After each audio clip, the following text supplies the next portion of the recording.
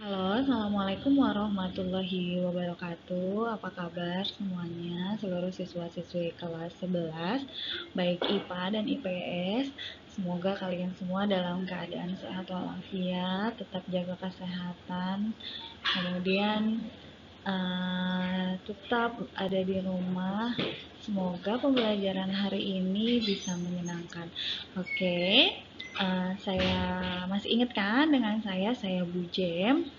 Hari ini atau pada tahun ini saya tetap memegang pembelajaran untuk mata pelajaran seni budaya. Mudah-mudahan 1 tahun ke depan untuk seni budaya bisa lancar dan uh, nilainya juga bisa memuaskan.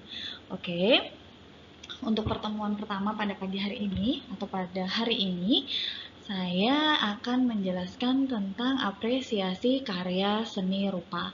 Nah, sebelumnya tentunya kalian waktu kelas 10 ingat dong seni rupa itu apa? Apa yang dimaksud dengan seni rupa? Tentunya seni rupa murni dan seni rupa terapan. Nah, kali ini saya akan sedikit menyinggung juga tentang seni rupa murni dan seni rupa terapan. Kemudian untuk kalian semua yang belum punya buku atau buku paket, boleh ambil buku tulisnya, mencatat hal-hal yang penting. Kemudian kalau sudah punya buku paket, boleh dibuka buku paket di bab satunya atau bab tentang apresiasi karya seni rupa. Atau silakan tandai di buku tulis tandai di buku paket kalian hal-hal yang penting terkait dengan materi hari ini. Langsung aja kita akan mulai materi pada pagi hari ini. Semoga menyenangkan. Baik, pertama ada seni rupa terapan Nusantara. Adalah sebentar. Karya seni yang berkembang di setiap daerah yang tersebar di seluruh Nusantara. Seni rupa terapan disebut juga seni pahat. Nah, seni rupa terapan disebut juga seni pahat. Seni rupa ya berdimensi 2 atau 2 dimensi, serta seni rupa 3 dimensi. Tentunya udah paham dong ya, seni rupa 2 dimensi itu contohnya apa aja, seni rupa 3 dimensi juga contohnya apa aja, karena sudah waktu kelas 10. Lanjut, jenis seni rupa terapan tradisi Nusantara. Disebut seni rupa terapan tradisional karena karya seni tersebut lahir dan berkembang serta mendapat pengaruh besar dari nilai budaya tradisi daerah setempat. Nah, yang dimaksud dengan seni rupa terapan tradisi Nusantara adalah seni rupa yang berada atau ciri khas dari suatu daerah tersebut. Nah, contohnya ukiran, keramik, anyaman, batik, tenun, patung, desain, atau sebagainya. Atau bahkan bangunan pun bisa disebut dengan karya seni rupa. Tentunya di masing-masing tempat pasti berbeda-beda untuk ciri khas dari suatu tempat atau seni rupa di suatu tempat tersebut. Nah, corak dan gaya seni rupa terapan Nusantara. Nusantara itu maksudnya negara kita ya, atau Indonesia Raya.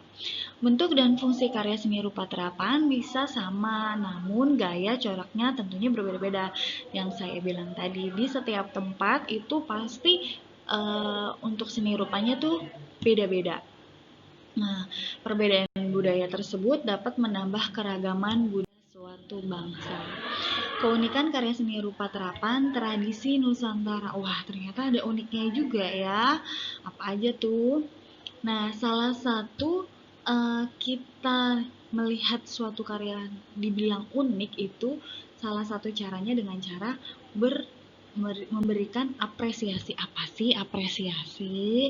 Nah, apresiasi ini bisa dikatakan suatu sikap penghargaan terhadap suatu karya seni atau memberi nilai-nilai yang tepat terhadap suatu karya seni berdasarkan kualitas karya seni tersebut. Jadi kita memberikan penghargaan dengan cara apa?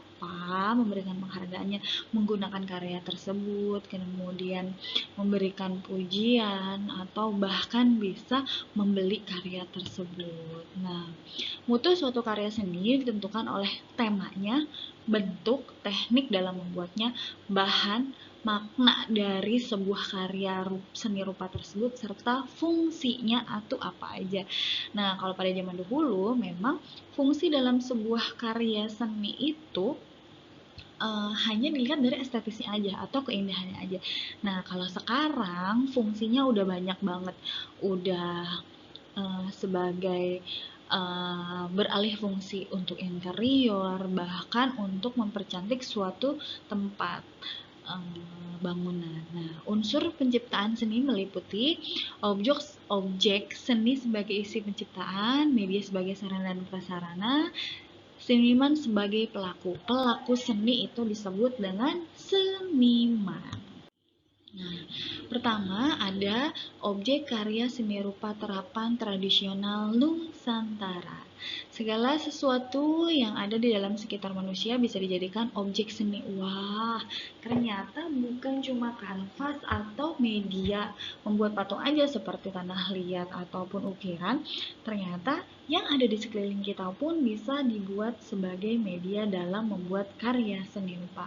Terciptanya karya seni tergantung dari imajinasi seorang pelaku seni. Nah, kalau kita nih sebagai penikmat seni nih untuk saat ini. Nah, tapi kalau pada saat kalian membuat sebuah karya seni, kalian adalah seorang pelaku seni. Tema karya seni rupa terapan tradisional Nusantara. Nah, bisa manusia dan dirinya sendiri, manusia dengan sesamanya, manusia dengan alam sekitarnya, manusia dengan kegiatannya, manusia dengan alam dan benda, manusia dengan alam dan dunia khayalnya. Ini kebanyakan nih, kalian nih halu-halu, kadang-kadang suka melukis, tapi mudah-mudahan tidak mengandung pornografi dan porno aksi ya. Nah, pasti banyak banget di sekeliling kita lukisan atau benda-benda karya seni yang menggambarkan lingkungan kita, lingkungan alam, kejadian-kejadian yang ada di muka bumi ini. Pasti banyak banget, bukan cuma lukisan, karikatur, spanduk, dan lain sebagainya. Pasti banyak banget. Perhatikan di sekeliling kalian pasti banyak banget karikatur atau spanduk yang mencirikan, bahkan ada juga yang sebagai pesan-pesan politik atau media untuk iklan. Itu pasti banyak banget. Selanjutnya ada bentuk karya seni rupa terapan tradisional Nusantara. Bentuk karya seni rupa biasanya terinspirasi dari pengalaman dan penghayatan seniman terhadap objek yang terdapat di alam seperti manusia, tumbuhan, binatang, dan lain sebagainya. Jadi biasanya para pelaku seni itu membuat sebuah karya itu berdasarkan dari pengalaman mereka pribadi. Kebanyakan dari mereka tuh seperti itu. Nah, bahan karya seni rupa terapan tradisional Nusantara. Apa aja nih bahannya? Tadi sebelumnya sudah sempat saya katakan bahwa bukan cuma medianya saja bisa apa aja, ternyata bahannya pun bisa kita lihat di sini. Bahannya terbagi menjadi beberapa. Ada bahan alam, kemudian bahan buatan. Nah, bahan alam terdiri dari batu, kayu, akar, daun, serat, logam, dan lain-lain yang berasal dari alam. Tentunya bukan cuma ini aja, pasti banyak banget di alam untuk membuat karya seni rupa. Kemudian bahan buatan, tanah liat, bubur kertas, serta kertas daur ulang. Nah, tanah liat maksudnya itu bukan tanah liat yang dari sawah atau dari mana ya, tapi tanah liat memang ada yang tanah liat buatan. Seperti lilin kayak gitu, lilin juga boleh. Nah, suatu bahan mempunyai ciri berbeda-beda tentunya dari bahan yang satu dengan bahan yang lain. Nah, disesuaikan saja apa yang akan dibuat untuk si pelaku seni tersebut. Nah, teknik pembuatan karya seni rupa terapan tradisional Nusantara. Proses penciptaan karya tergantung medianya, cetak, sabon, celup ikat, batik, ukir, butsir, pahat, anyaman, serta cor. Wow, banyak banget. Keramik dari tanah liat dengan teknik putar. Pasti udah pernah sering lihat ya video membuat gerabah atau bisa video bikin kendi dan lain sebagainya. Banyak banget. Itu caranya teknik diputar. keramik dari gips dengan teknik tersendiri. Nah, fungsi karya seni rupa terapan tradisional Nusantara. Fungsinya untuk menghasilkan karya-karya yang indah dan bernilai tinggi, patung serta guci untuk dipakai dalam kehidupan sehari-hari seperti lemari, meja, kursi, serta perabot rumah tangga. Nah, ternyata bisa juga digunakan untuk peralatan rumah tangga atau peralatan yang digunakan untuk kehidupan kita sehari-hari.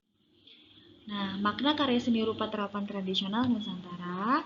Karya seni rupa terapan tradisional Nusantara syarat dengan simbol-simbol Dewa Wisnu sebagai dewa pemelihara, dengan tangan makna membawa caraka, tangan kiri memegang utpala, nah ini beda-beda ya. Kalau ini yang tradisionalnya, kayak misalkan patung, di sini dibilang patung Dewa Wisnu sebagai dewa pemelihara. Pasti banyak lagi di tempat-tempat yang ada di dunia simbol-simbol atau yang mengartikan contoh sebuah patung itu punya makna tersendiri. Nah, sampai deh di uji kompetensi siswa. Nah, pertama, buatlah clipping tentang jenis karya seni rupa terapan tradisional Nusantara serta berikan penjelasan tentang tema, bentuk, objek, makna, simbol, bahan, serta teknik pembuatannya. Nggak usah banyak-banyak, kamu bikin aja 5 karya atau 5 contoh seni rupa yang menerapkan itu serta berkaitan penjelasan tentang temanya, bentuknya, objek, makna, simbol, bahan, serta. Nah, untuk penjelasan lanjut di uji kompetensi siswa ini atau di tugas ini, nanti akan saya jelaskan di classroom. Oke, sampai ketemu di classroom. Jangan lupa hubungi saya untuk tugasnya. Sampai di sini dulu materinya. Mudah-mudahan materinya bermanfaat buat kalian. Sampai ketemu di pertemuan berikutnya. Terima kasih. Assalamualaikum warahmatullahi wabarakatuh.